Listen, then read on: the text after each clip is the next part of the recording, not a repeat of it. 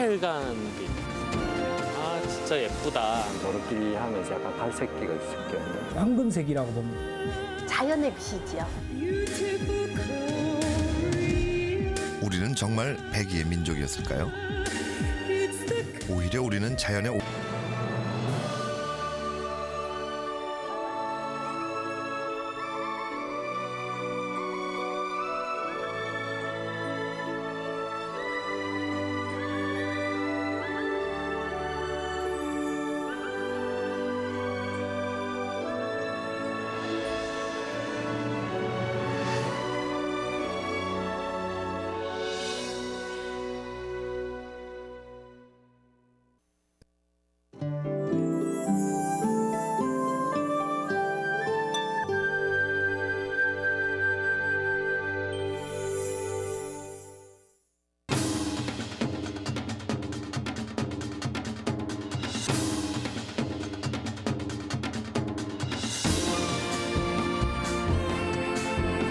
그 빨간 빛. 아, 진짜 예쁘다. 노릇끼리 하면서 약간 갈색기가 있을 경우. 황금색이라고 봅니다. 자연의 빛이지요.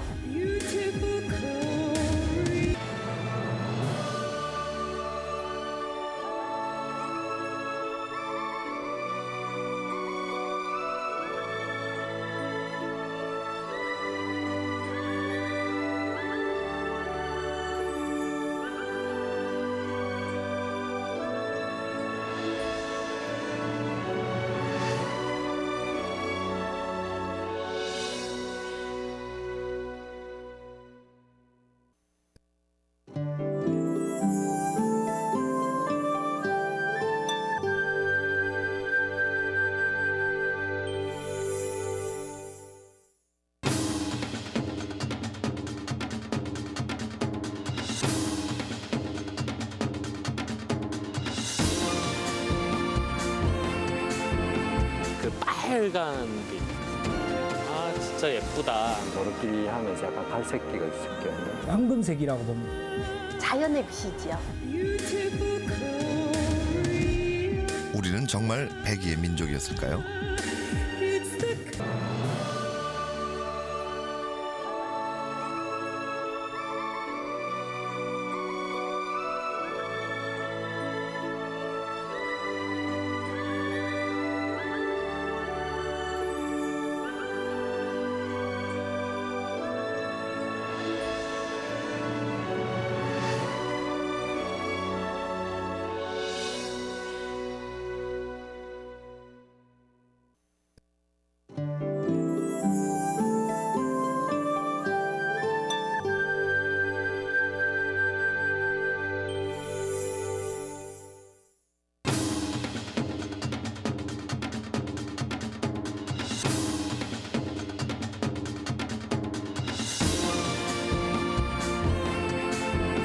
그 빨간 빛. 아, 진짜 예쁘다. 노릇끼리 하면서 약간 갈색기가 있을 경우. 황금색이라고 봅니다. 자연의 빛이지요. 우리는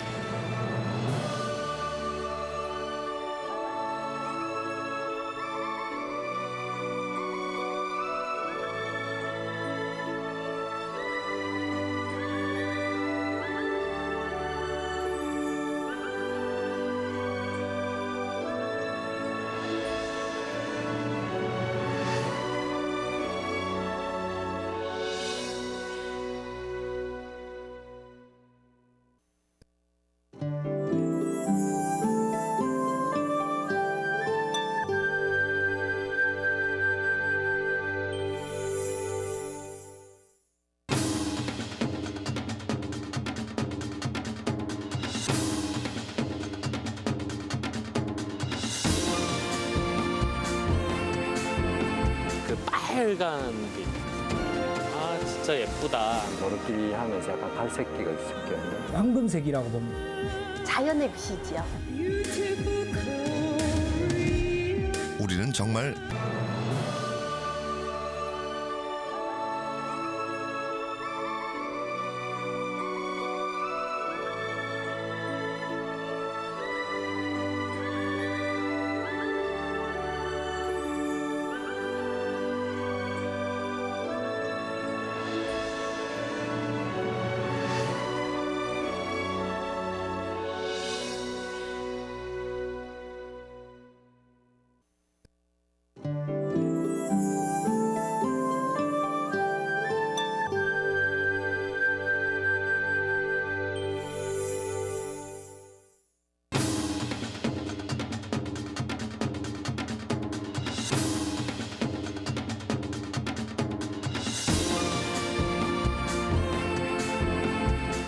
빨간 빛. 아 진짜 예쁘다. 노릇끼리하면서 약간 갈색기가 있을 거예요.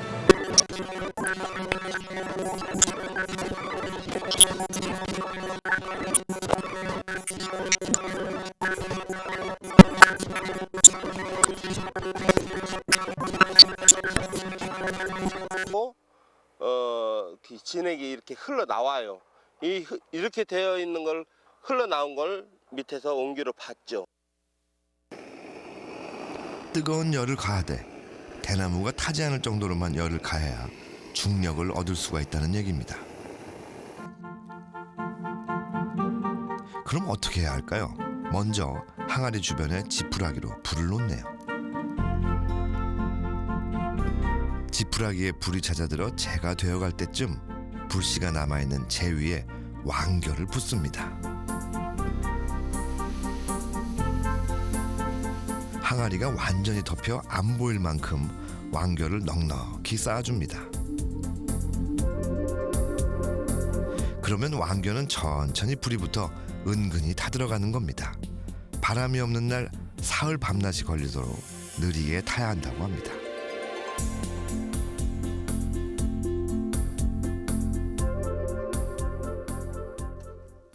왕겨가 천천히 타는 동안 뜨거워진 항아리 속의 대나무 지백이 아래 온기로 떨어져 모인다고 합니다. 이렇게 고이는 액체가 바로 중력이죠. 중력 얻기 정말 힘들어 보이지 않습니까? 그 과정이 워낙 어렵고 불을 지피는 과정에서도 날씨는 인력으로 안 되는 법이니 중력골을 빚는 송명섭 씨도 중력 내리는데 실패하는 때가 아주 많다고 합니다.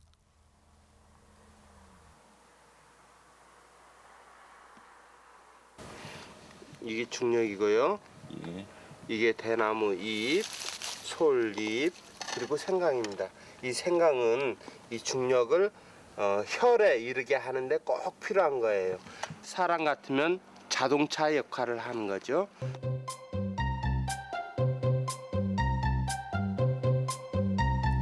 이 재료들은 여느 술처럼 술과 함께 발효시키는 것이 아닙니다. 쓰이는 방법이 좀 특이합니다. 대입을 중력에 충분히 적셔서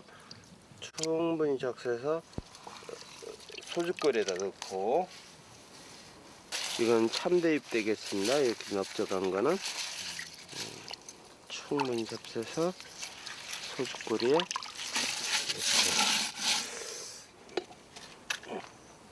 충분히 적셔서. 이렇게 하면 소주꼬리를 뒤집어도 중력이 한꺼번에 쏟아지지 않고 댄잎과 솔잎 사이에 묻어 천천히 흐르겠죠. 후순 아마 그 술의 잡내음 이런 걸 없애주지 않는가 싶어요. 미리 빚어둔 술을 솥에 붓고 아궁이에 불을 지핍니다. 소주 내리는 과정 이제는 아시죠?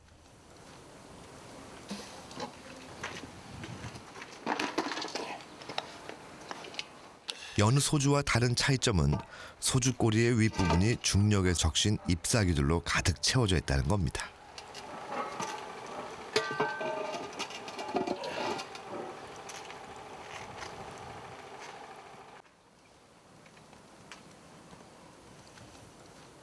약재가 술에 들어가서 술이 되는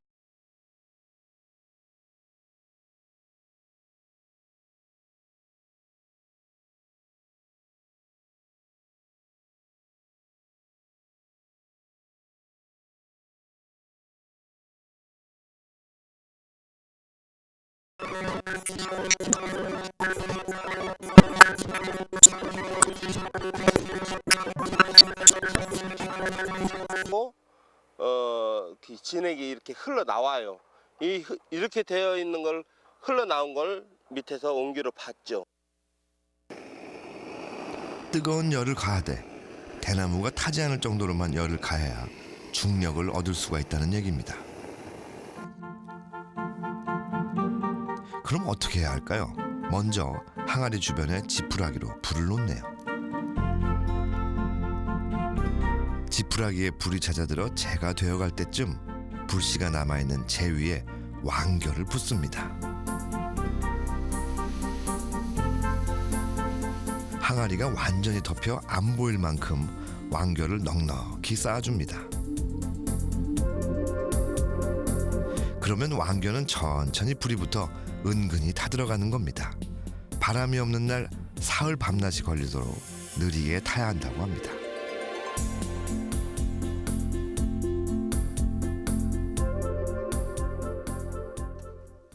왕겨가 천천히 타는 동안 뜨거워진 항아리 속의 대나무 지백이 아래 온기로 떨어져 모인다고 합니다. 이렇게 고이는 액체가 바로 중력이죠. 중력 얻기 정말 힘들어 보이지 않습니까?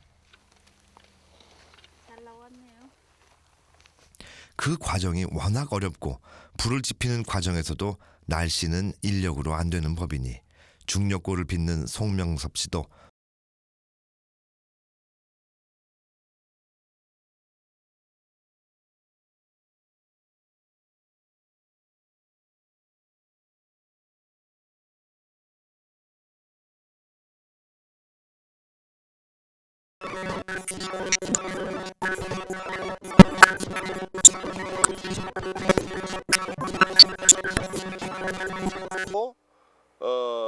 진액이 이렇게 흘러나와요.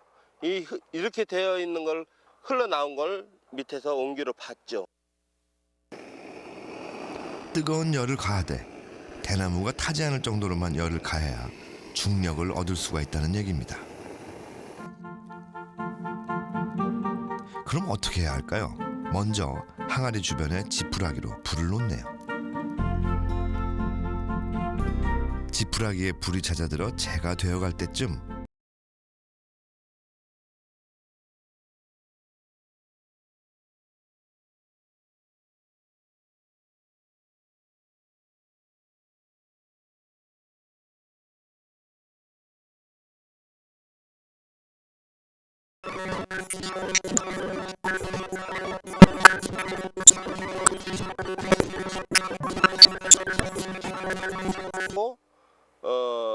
진액이 이렇게 흘러나와요. 이렇게 되어 있는 걸 흘러나온 걸 밑에서 온기로 받죠. 뜨거운 열을 가하되 대나무가 타지 않을 정도로만 열을 가해야 중력을 얻을 수가 있다는 얘기입니다. 그럼 어떻게 해야 할까요? 먼저 항아리 주변에 지푸라기로 불을 놓네요. 지푸라기에 불이 잦아들어 재가 되어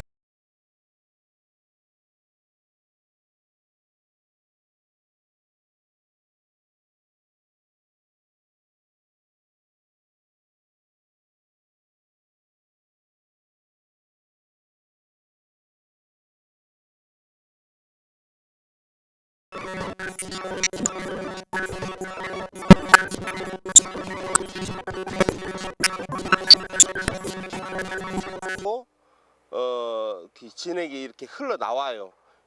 이렇게 되어 있는 걸 흘러나온 걸 밑에서 온기로 받죠.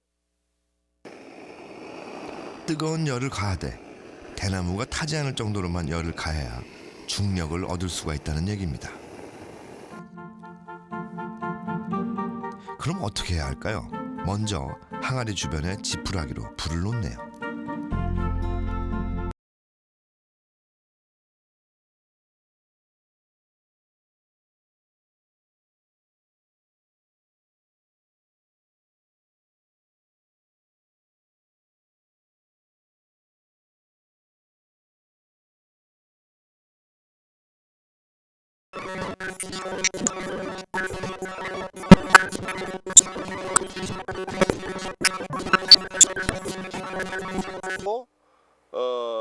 진액이 이렇게 흘러나와요.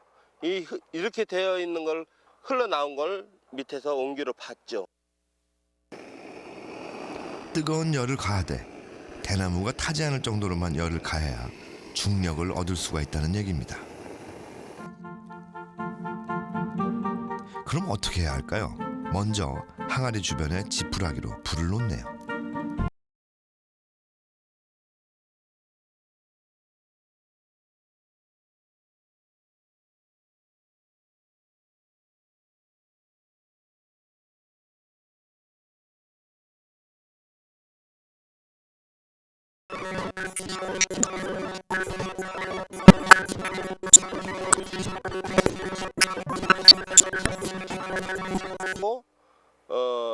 진액이 이렇게 흘러나와요.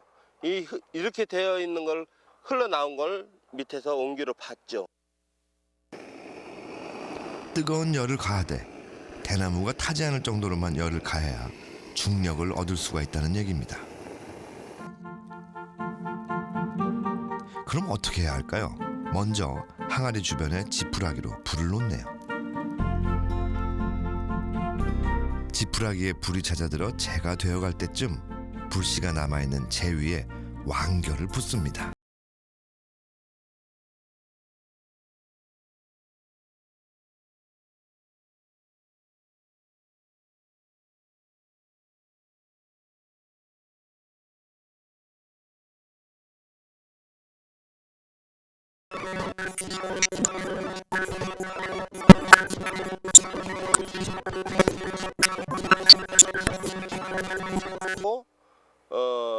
진액이 이렇게 흘러나와요. 이렇게 되어 있는 걸 흘러나온 걸 밑에서 온기로 봤죠. 뜨거운 열을 가하되 대나무가 타지 않을 정도로만 열을 가해야 중력을 얻을 수가 있다는 얘기입니다.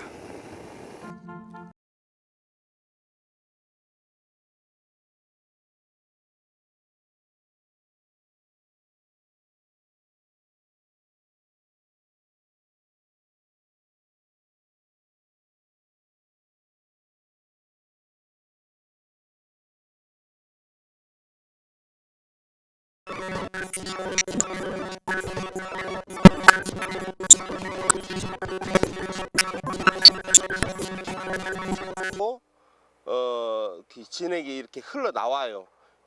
이렇게 되어 있는 걸 흘러나온 걸 밑에서 온기로 봤죠. 뜨거운 열을 가하되 대나무가 타지 않을 정도로만 열을 가해야 중력을 얻을 수가 있다는 얘기입니다. 그럼 어떻게 해야 할까요? 먼저 항아리 주변에 지푸라기로 불을 놓네요.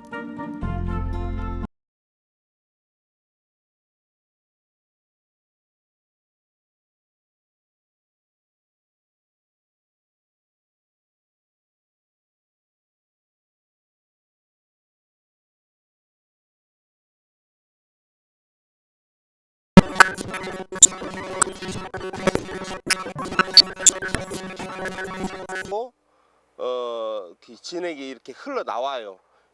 이렇게 되어 있는 걸 흘러나온 걸 밑에서 온기로 봤죠.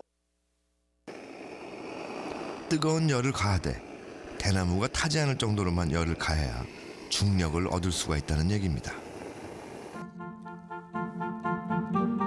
그럼 어떻게 해야 할까요? 먼저 항아리 주변에 지푸라기로 불을 놓네요.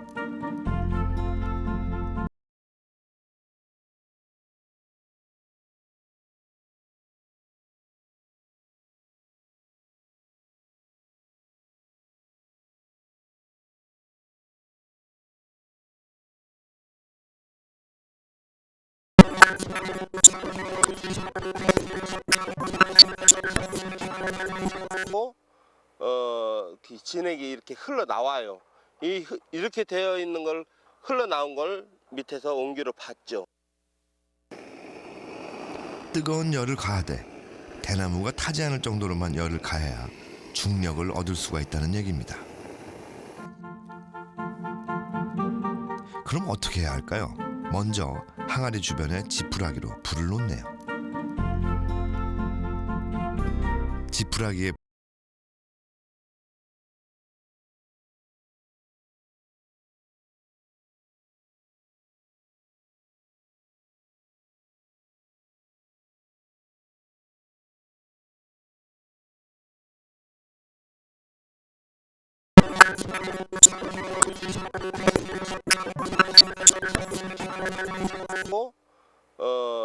진액이 이렇게 흘러나와요.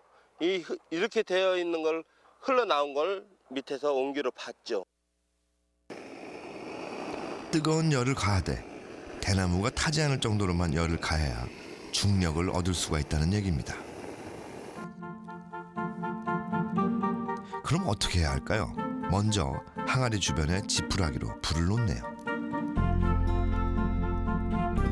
지푸라기에 불이 잦아들어 재가 되어갈 때쯤 불씨가 남아있는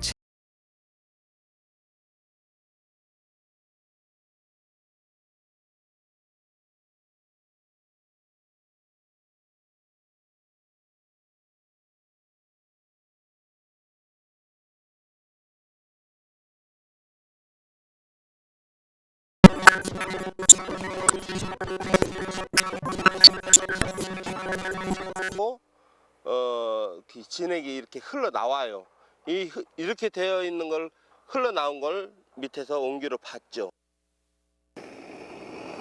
뜨거운 열을 가하되 대나무가 타지 않을 정도로만 열을 가해야 중력을 얻을 수가 있다는 얘기입니다.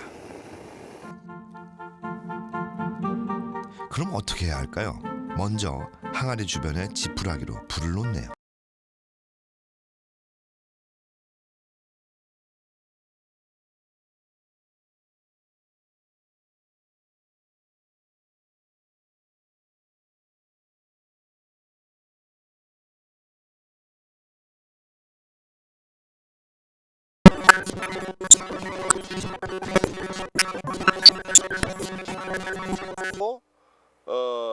진액이 이렇게 흘러나와요. 이렇게 되어 있는 걸 흘러나온 걸 밑에서 온기로 봤죠. 뜨거운 열을 가하되 대나무가 타지 않을 정도로만 열을 가해야 중력을 얻을 수가 있다는 얘기입니다. 그럼 어떻게 해야 할까요? 먼저 항아리 주변에 지푸라기로 불을 놓네요. 지푸라기에 불이 잦아들어 재가 되어갈 때쯤 불씨가 남아있는 재 위에 왕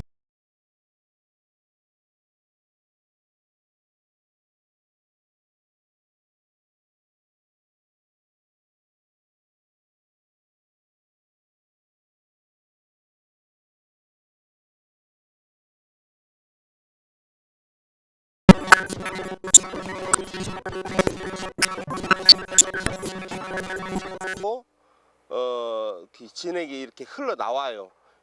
이렇게 되어 있는 걸 흘러나온 걸 밑에서 온기로 봤죠.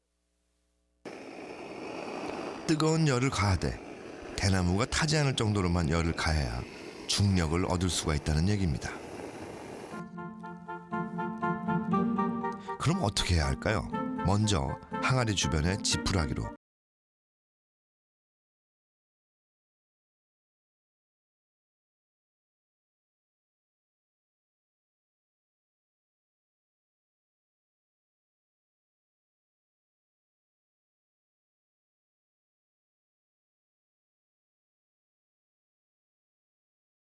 지푸라기로 불을 놓네요.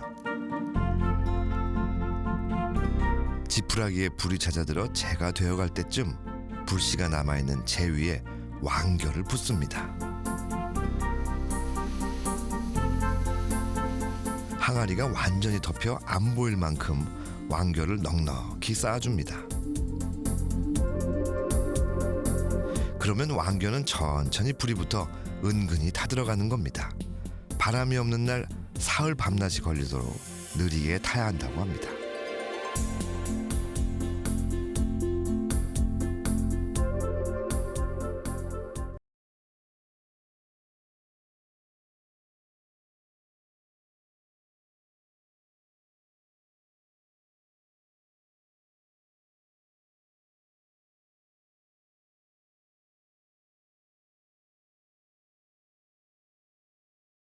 워낙 어렵고 불을 지피는 과정에서도 날씨는 인력으로 안 되는 법이니 중력골을 빚는 송명섭 씨도 중력 내리는데 실패하는 때가 아주 많다고 합니다.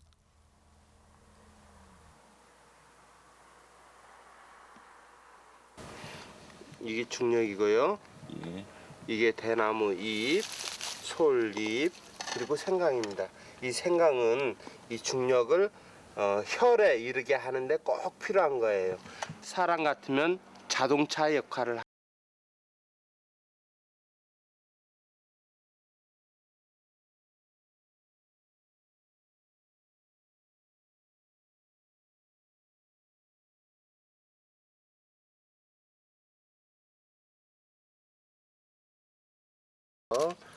충분히 적셔서 소주끓에다 넣고, 이건 참대입 되겠습니다. 이렇게 넓적한 거는 충분히 적셔서 소주꼬리에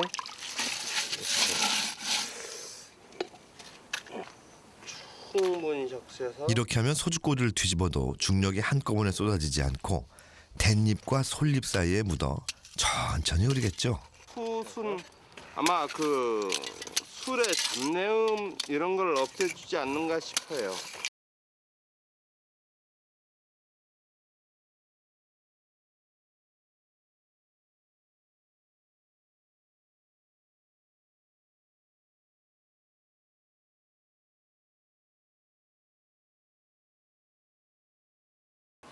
여느 소주와 다른 차이점은 소주꼬리의 윗부분이 중력에 적신 잎사귀들로 가득 채워져 있다는 겁니다.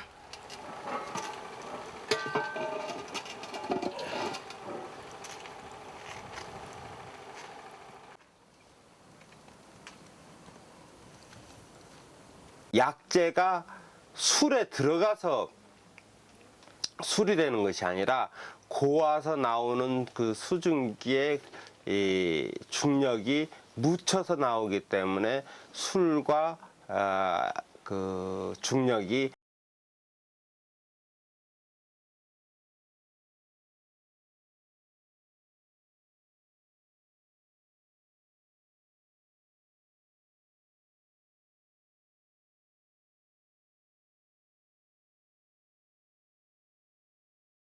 는 40도가 넘는 다른 증류주에 비해 절반 정도로 도수가 낮고 빛깔도 무색 투명하지 않습니다. 소주꼬리 윗부분에 잎사귀들에 묻어있던 중력이 섞여서 떨어져 내리기 때문이죠.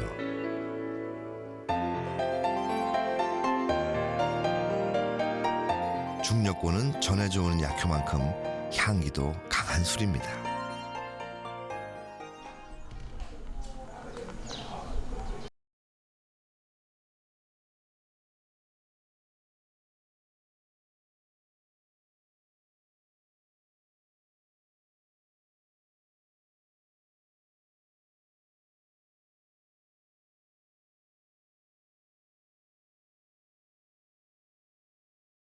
법이 곧 독특한 술 향기로 남는 거죠.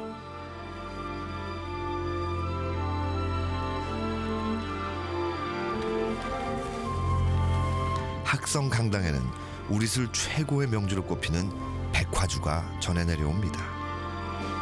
무려 12대 조부로부터 전해오는 백화주는 말 그대로 100가지의 꽃으로 빛는 술입니다. 일주일 정도의 꽃 채취 시기를 놓치면 그해 그 꽃을 못 따거든요. 그러니까 정신 바짝 차리고 그 시대에 아니 그 기간에 맞는 꽃을 바로바로 채취해야 하지요. 100가지의 꽃으로 1년에 딱 한 번 빛는다는 술에선 도대체 어떤 향기가 날까요?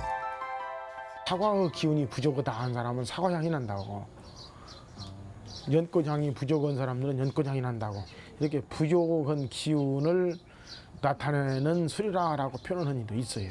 그래서 이 백화주를 또한 다른 말로 또 효자주라고도 해서, 장미, 연꽃처럼 화려한 꽃부터 말리면 손톱보다 작아지는 야생화까지 1년 내내 절기마다 피는 꽃잎을 따서 그리고 말리고 정성을 다해야 비로소 빚을 수 있는 것이 백화주입니다.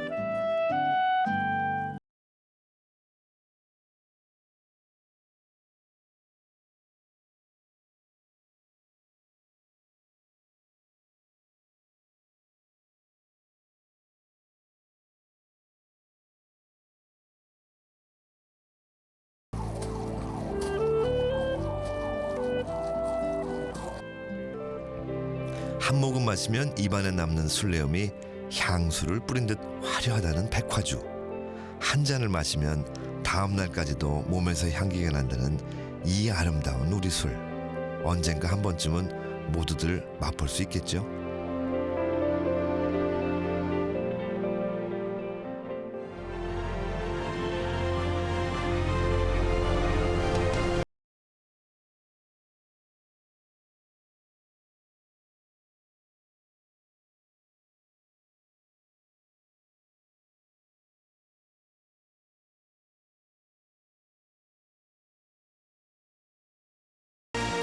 술에는 술을 마시는 이들의 정서와 문화가 있습니다. 계절마다 피는 꽃을 따다 술을 빚고 손님을 대접하던 정성이 우리가 잊은 우리 술의 문화입니다. 이왕이면 우리 술의 향기가 도심 속 멀리 퍼져나가길, 그래서 우리 시대가 다시 우리 술에 매혹되기를 꿈꿔봅니다.